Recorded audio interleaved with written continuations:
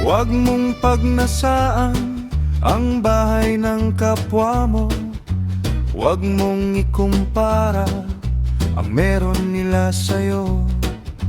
Huwag mong pagnasaan ng gamit na hindi sa'yo.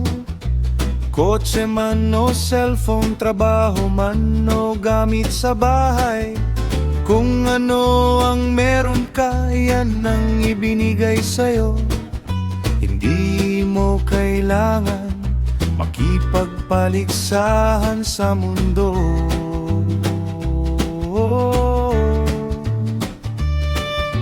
Huwag mong pagnasaan ang asawa ng iba.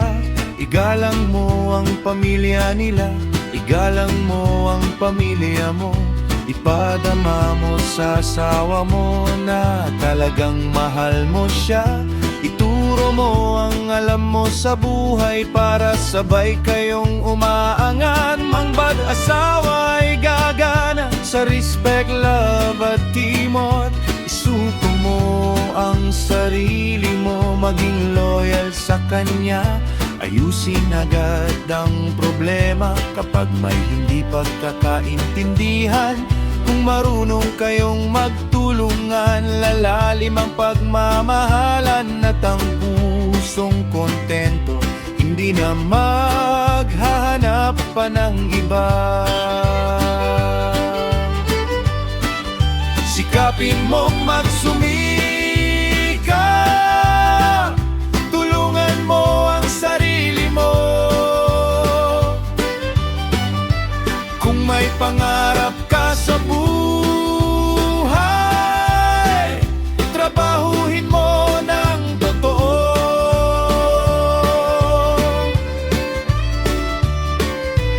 Napakasarap mabuhay kapag ang goal mo ay nakamtan mo. May binigay ang Diyos sa atin, lakas at pag-iisip para umunlad tayo. Huwag ikumpara ang sarili mo sa buhay at tagumpay ng iba. May oras ka rin, may panahon ka rin, darating din ang para sa'yo.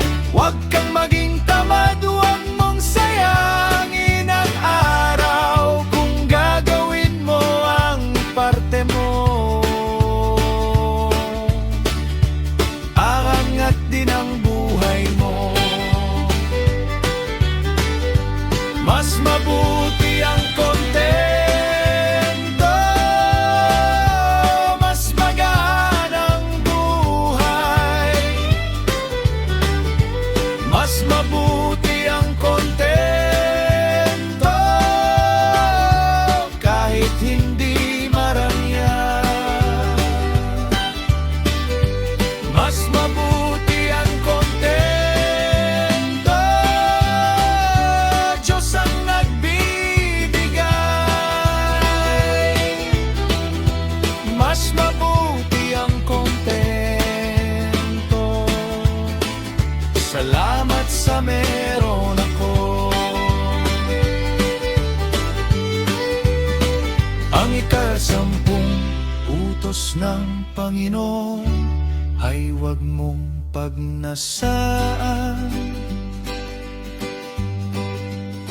ang angulang pag-aari ng iyong kapwa.